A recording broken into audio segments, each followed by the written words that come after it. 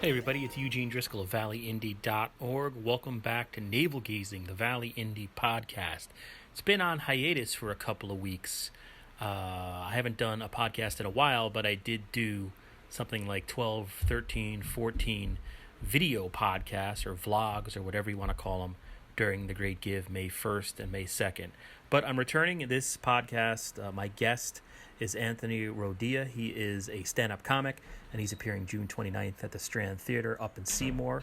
You'll learn more if you click, or don't click anything. Just listen to the rest of this podcast. Oh, wait, somebody's calling me. My daughter, Emma, is here. What's going on, Emma? I was just trying to record an intro to a podcast. You were just on the Riverwalk riding your bike. How'd it go? Woo! Okay. What'd you come in? What's going on? I have gum. You do have gum, yeah. That's strong gum. Okay. Well, okay, you're breathing into my cell phone here. So I just wanted to, before I get into this podcast with Anthony, I wanted to remind people that the Derby Summerfest is coming up Saturday, June 29th on the Derby Green from 11 a.m. to 4 p.m. This used to be known as Derby Day, but they've rebranded it. They want to relaunch it, rebirth it. So it's coming up Saturday, June 29th, 11 a.m. to 4 p.m. on the Derby Green. It's featuring the great... You are a kid. The Great Whoozy Duck Race is happening during the Great Derby Summerfest, and that's when you buy a raffle ticket in advance and you have a chance to win up to $10,000. First prize is $10,000, grand prize $10,000 during the annual Whoozy River Duck Race, and that is going to be at 12:30 p.m. as part of that Derby Summerfest, like I mentioned. So to purchase tickets, you can call the school office because it benefits the St. Mary St. Michael School. Give them a call at 203-735-6471. Again, it's 203-735-6471. So again, Derby Summerfest. Please support it. It's a great event. Saturday, June 29th, 11 a.m. to 4 p.m. They have all kinds of live music, entertainment, food, treats, petting zoo. I believe the Boy Scouts are there each year. There's all kinds of stuff going on. And then at 12:30 during Derby Summerfest, head on over to the bridge and watch a bunch of rubber duckies float down the Housatonic to raise money for St. Mary St. Michael School in Derby with a $10,000 grand prize. Buy a raffle ticket and you have a chance to win $10,000. Ooh, I am blabbing. Okay, without further ado, here is my interview with Anthony Rodia, a stand-up comic who is appearing in Seymour at the Strand Theater later in the day, June 29th. Thank you. All right, so on the line with me is stand-up comedian Anthony Rodia. Wow, you said my name right. You know what? That was my biggest concern. I sat here. I had to spell it out. It's Rodia, but Yes. not Yeah. Rodia. It's Rodia. I watched some of your videos. No, I'm impressed. I'm impressed. I sometimes feel like I should capitalize just the D, but that would be kind of idiotic. So. But yeah, I get called Rodia, radio, but no, you said it right first time. All right, so we're off to a good start. And Anthony will be appearing June 29th at the Strand Theater up here in Seymour, Connecticut.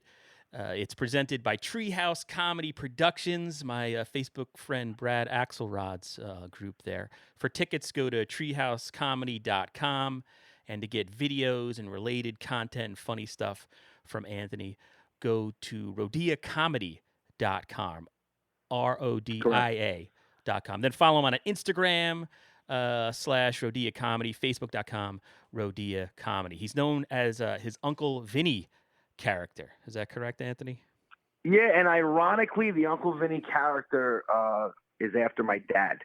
But when I made him, I couldn't it just worked better having him as an uncle. Right. But then when I was, not that I was scared, but I'm like, my sister's like, are you going to tell Daddy that this whole thing is after him? I'm like, I don't know how he'll take it. And I actually said it at one of my shows. He was in the audience, and he took it a lot better than I thought. I mean, he's basically shaking me down now for royalties. He said to me the other day, I said, so you don't mind that this whole character's after you? He goes, no, but your father's retired. Do I make anything? I'm like, excuse me? No, you don't make anything. You get to see your son do something with himself that he likes doing. I'm like, what else do you want? Anthony, where did you grow up? I grew up in Westchester, New York, New Rochelle. Oh, okay. Hey, I went to Iona. Look at that. Oh yeah. Iona, those are the days, man. North Avenue.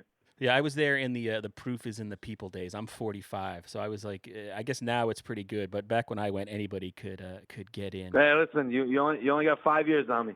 So All right. I was there around the same time. Oh man, you look a lot younger than I do. I guess I use like a Nutella egg yolk face mask at night. Seriously? Which is good because you can eat it after. No face mask. No face mask. What was the family like growing up there in New Rochelle? And I'm asking you all this because like your heritage, your Italian heritage, and your father, like you said, play an important role in your comedy. So what was it like growing up in New Rochelle? I mean, I have a huge family. My grandfather, I believe, is one of 15. So I mean, and for the most part, all my cousins and uncles and aunts, they all live in New Rochelle. But it was awesome. I mean, listen, having a big family has its ups and downs, which is why now I live in Long Island. Because I want to be. I'm like 30 minutes. I'm 30 minutes. So I tell everybody I'm close enough where you can come by. I can come by, but you're also far enough where I don't have to see you every time I go to a store or supermarket.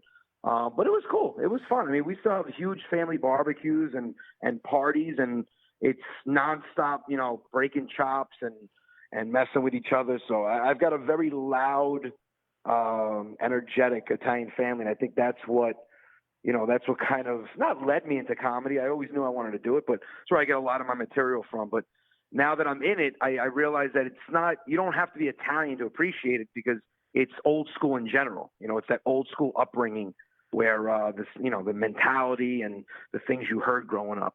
Yeah, and like the way you described your father, right? Was he first generation? Did he come over from Italy, or his father did? Both of my parents were born in Italy. They both came over around the same time. Somehow my mom lost her accent, and my father's accent got worse. So I don't know how that happened. I think, a lot of it had to do. She went to school when she got here. I think she came over a couple years before him. But both my parents were born there. His accent is, let's just say, I don't think I'll ever run out of material. So I told him, I said, listen, Dad, you got to get healthy because I need you, alive and healthy for another at least 25 years. Then you could deteriorate if you'd like. But I need ongoing material. And what kind of work? It's endless. What kind of work did your dad do growing up? Dad was a carpenter. Did your mom work? Yeah, my mom was. She's always been in sales and retail. She's been a manager in sales and retail, and he's been a carpenter all his life. He was a carpenter. He was, he had a small landscaping business on the side, but always worked with his hands growing up. And there's that mentality. Guy. Yeah, and there's that that old school mentality with guys like that. The work ethic and supporting your family and all that good stuff. When you started to go into comedy, was your father thinking, what are you doing here? How can you make a living doing that? No, surprisingly enough, my dad and my mom, I've always been a jokester, always. My mother came into school to sit down next to me because I was skipping Italian class. And thank God I went to this class that day. She comes in and she sits down next to me, and 9 out of 10 kids, it would embarrass them. You're a senior in high school, you're pretty popular, and your mom's in school with you. And she went to every class with me. And wait, was that like school mandated? Was that like she had, because you were, why was she there? No, she called up and they were like, listen, he's skipping class. And she goes, would you guys mind if I went to school with him for the rest of the day just without telling him? So she comes in my class, sits down next to me, and long story short, I'm like, Ma, you can't come with me to every class. She's like, no, I can. And just to kind of, show the mentality I always had, I said, all right, well, I have lunch next period. She's like, well, I'm coming. I'm like, you're not having lunch with me in high school. And she's like, yes, I am. So we sit down, and all my friends are, breaking my chops. Your mom's in school. She's talking to all my friends. And the bell rings, and she's like, come on, let's go. I go, Mom, I have lunch. She's like, you had lunch last period. I go, no, last period I had English. You just cut class with your son. You're a horrible example. And she ended up getting embarrassed and ended up leaving. But I've been like this my whole life. And it was surprising that when I wanted to get into comedy, they both have supported the hell out of me. My dad loves it. He loves that, he goes out now and people recognize that he's my dad, and they bring me up, and my mom the same thing. But they've been huge supporters of it. And how about in terms of, and this is a cliche question, I'll apologize in advance, but who were the comedians that you adored growing up? Who were your guys or women, I guess? My comedy inspirations, all the old school guys. My all-time love in terms of comedy was Robin Williams. It's kind of like Robin Williams-esque when I'm on stage, because if you close your eyes at one point in my show, you'll actually think there's like 3 or 4 people on stage. I get into my stories and the accents, but I loved Robin Williams, Rodney Dangerfield, Jeff Carlin, let's see, Eddie Murphy, Richard Pryor, George Carlin, Eddie Murphy, Richard Pryor, all the old school guys. And I feel like comedy now, everyone's like walking on eggshells because they don't want to offend somebody or this and that. And I kind of bring it back to the old school way of doing comedy, where if you're going to sit there and dissect a comedy show or a comedian, you should not be in the audience for a comedy show. How tough is that? I mean, I know, I've heard the clubs in like Manhattan, the Comedy Cellar or places like that now. And I'm not no expert on comedy, but I've listened to a couple of podcasts. All right, that's my resume. Right. But how tough is it to be funny these days when you got people taping you, and there is that sort of people are looking to be outraged now? I think is it a real thing? Yeah, no, that's a perfect way of saying it. That's what I feel like it is. Like, people go out wanting to be outraged. They go out wanting to I want to get pissed off tonight. I want to get offended. And the city clubs, I think, are more so that. Like, people go because I'm 39 years old. This generation growing up today is scary. I mean, you've got all these people that are so quick to find the negative in something and complain about something.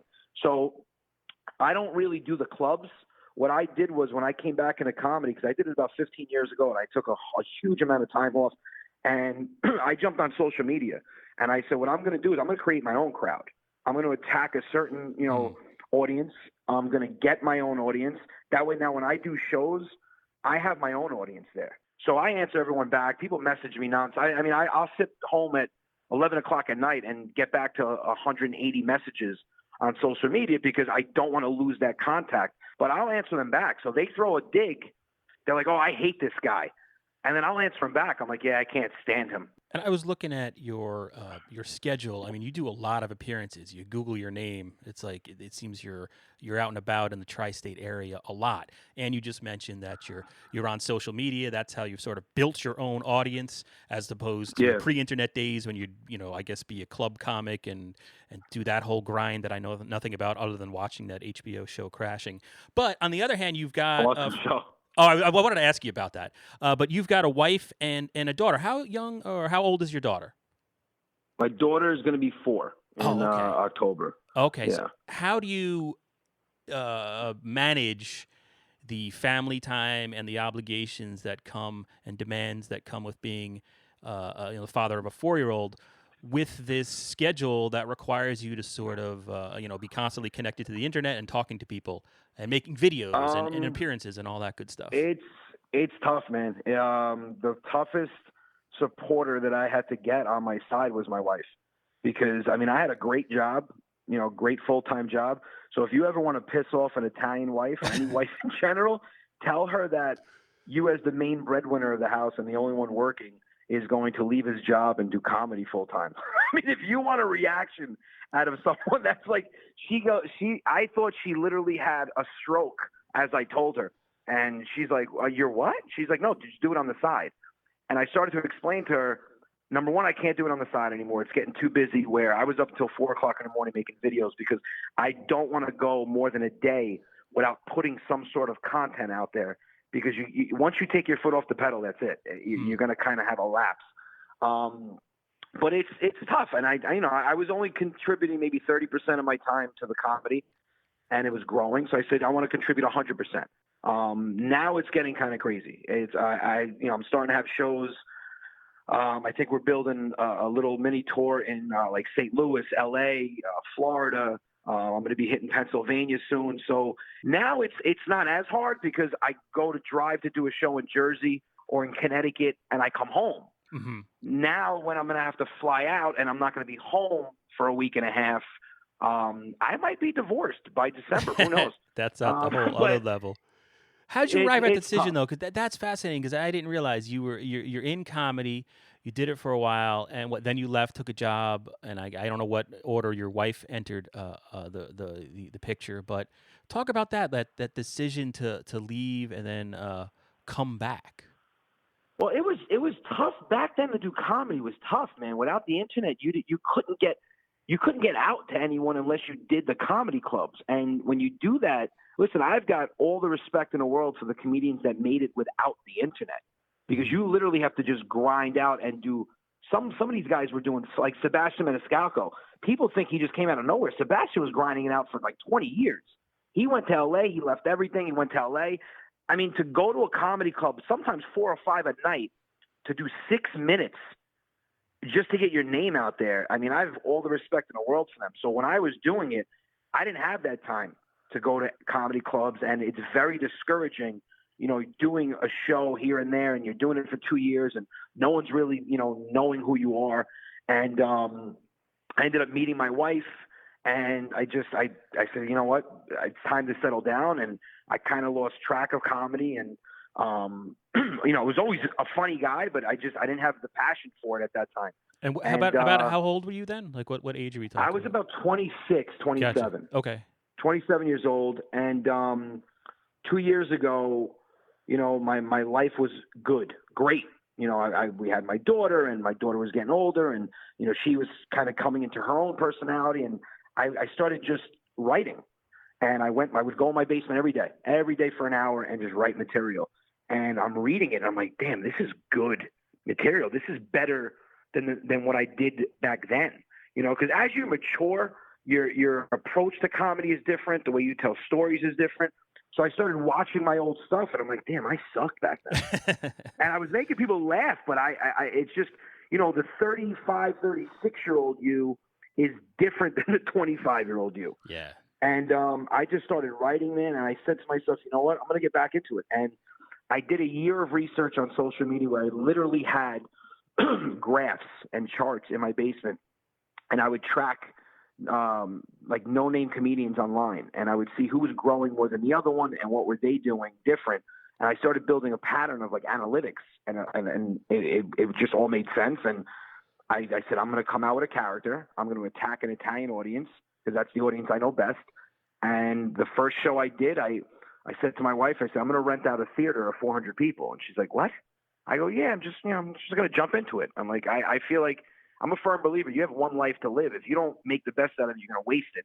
So I'm just going to jump in. What's the worst that's going to happen? Nobody buys tickets, and I lose 5,000, 6,000. I'm like, okay.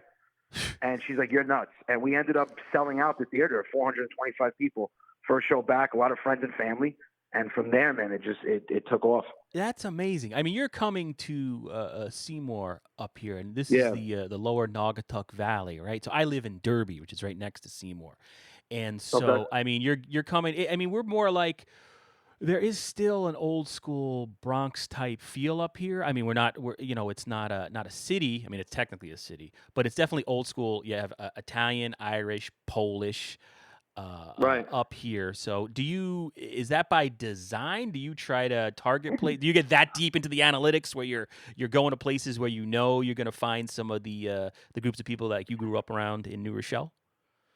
No, tell you the truth. One thing that I didn't expect doing this, and listen, everybody has a dream of getting big.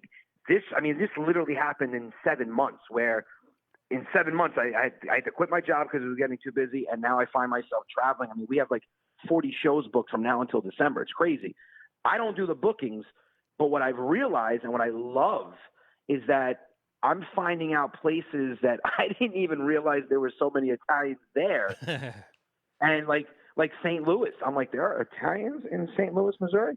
But Connecticut, I found out, is like such a huge market for what I do, but it's the Italians, it's the Irish, it's the Polish, it's Portuguese, it's all these old school nationalities that are reaching out to me going, you have to come to Connecticut. And I did the show in Westport. Let me tell you something. My Connecticut crowd was one of the best crowds I've had. I mean, Yeah, I heard you sold that out. Really... You sold out Westport, right? That's I mean, yeah. fancy. We sold out. I think in 4 days.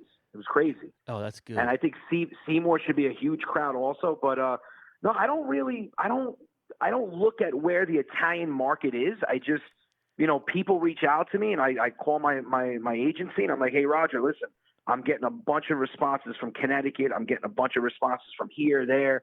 And I just go where, the audience wants to see me. But Connecticut, man, I'm excited because I've got Seymour, and then we've got a couple other places in Connecticut that we're doing. And Connecticut's a really, really good crowd. Just got to be a little careful at the Strand. I mean, Artie Lange did perform there in January. I was actually in the audience. He killed. He did a great show. And then he was basically never heard from again. Just there might be a little bit of a curse there. Let's hope that doesn't rub off on me. Well, I mean, me and Artie Lange have different habits. Let's just keep that. I don't have those habits. Poor Artie. So, make light and that's a sad story, but a lot of people, like, same thing with comics like that. Everyone's so quick to judge. Listen, it is not easy to make people laugh every day. And a lot of these guys, they get into such a hole where it's weird. Like, think about this. The guys like Robin Williams, he's a guy that made the whole world laugh, and he was the most depressed. They lose the passion. Like, my first passion is to make someone laugh. That's my first passion before doing shows and doing comedy. Making someone laugh, it's just a passion I've always had, because in my eyes, if I have you laughing for the hour that you're sitting in front of me, whatever you're going through in life, whether you have a loss in the family, whether you have an illness, that hour that you're laughing, you're in a good mood. And one thing I noticed, you have a lot of it's like Governors. You have a lot of video and content connected to the Governors Comedy Club out there in Long Island. Is that sort of your home club?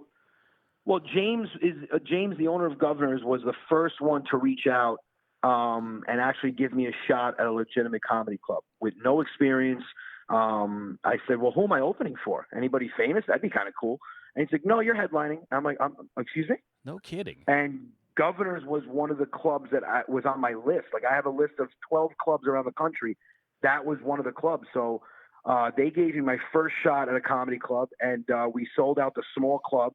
And then I ended up doing Levittown, and we had 2 back-to-back sold-out shows. And Kevin James actually, I guess, heard about the hype and the fact that it was sold-out shows. He came and actually did 15 minutes before me. Oh. So to follow Kevin, that was unbelievable. Was it a positive experience? Because you always hear that, following, an A-list celebrity guy can be daunting or kills the crowd. One thing about me, man, it's I want someone better or more seasoned than me going before me, because they raise that bar. You have no choice but to raise it more or meet it. And I love that he went on. When I did Gotham recently, we did a charity event for Chaz Palminteri. One of my favorite comics, Chris DiStefano, he was supposed to go on after me, and he had another gig that he had to get to. So they said, you have to go after Chris. And I'm like, all right. They're like, you don't mind? That doesn't bother you? I'm like, why would it? Does he have bad breath? Is the mic going to smell? I don't know what you're. And obviously, yes, I know comics some of them don't like to go after someone that's bringing that same type of energy. I love it, because to me, it's like the crowd is just at an all-time high. But that was awesome. Following Kevin was a very, very big highlight so far in my comedy career. All right. Although, let me just add the last thing I want to ask you about, even though you sort of brought it up, was Crashing, the HBO show Crashing, which sort of, if anyone hasn't seen it, it chronicles the upcoming career of a guy who is in a marriage and decides to sort of the marriage ends, and he starts to make it or tries to make it as a stand-up comic, based loosely on the life of Pete Holmes. And so you had a positive reaction to it. I haven't talked to an actual stand-up comic about the show.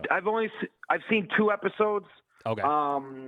But yeah, I mean, listen, I always love when comics, share their story on what it took to make it, because it's easy to sit back and watch a comedian and laugh at him. You don't realize the struggle that goes on. You know, listen, I'm doing shows at multiple places. Sometimes I'm going back around to that same place, and I put a lot of pressure on myself. I don't want you paying for a ticket twice and coming to see the same material. So I'm constantly, I might add 20, 30 minutes. I might add, 15, 20 minutes. If I add at least 25, 30 minutes, then technically you've just seen a new show. So it's not easy. Everyone asks me, well, what's the hardest thing about stand-up? I go, stand-up to me is easy. Getting on stage in front of a bunch of people, that's easier than what I do online, because when I do the sketch videos, that's purely me thinking what's funny. I don't have an audience to feed off of. I'm posting a video hoping that everyone watching finds it funny. That's harder than doing the stand-up. But the whole struggle, man, of grinding it out and writing material and that pressure you have on yourself, well, is this going to work? Is this not going to work? So I love all the documentaries showing, behind the scenes, like what comics go through trying to please the audience, trying to write material, grinding it out. But I try to tell a lot of these guys that are grinding it out, like I'm meeting a lot of comics now, and it amazes me how 90% of them are not taking full advantage of social media. Oh, really? Like in what way? It's crazy. Like you have comedians out there that have a name for themselves without social media, and they would be so much bigger with a social media presence. And some of them say to me, hey, listen, Ant, I love how you feel like it's easy to write material every day, but it's not. And I'm like, but you got to do something. You got to get out there. A lot of them are nervous about putting their stand-up on social media. Well, someone's going to take it. Good. Let them take it. Let them steal your material. That's fine. As long as people watch you doing it, you build an audience. I mean, without social media, I wouldn't be doing all these shows. There would be no way. And do you think that philosophy that you've developed, I mean, also coupled with the fact you don't seem to get nervous if you have a guy like Kevin James appear before you at a show, is that from the maturity gain from stepping away and then having a career and doing the the normal 9-to-5 gig and then coming back? Do you think that gives you a little perspective? 100%. Yeah, 100%. Everybody asks me, do I think stepping away from comedy made my passion for comedy greater? Absolutely. And this is so Italian to do this, but I'm going to compare it to food. I swear to God, I'm gonna compare it to a diet. It's almost like an Italian going on the Atkins diet, and comedy was bread and pasta, and I gave it up for 7 years. And when I came back, I just jumped all over it. Like I literally just threw bread and pasta in a bathtub, and I covered myself with it.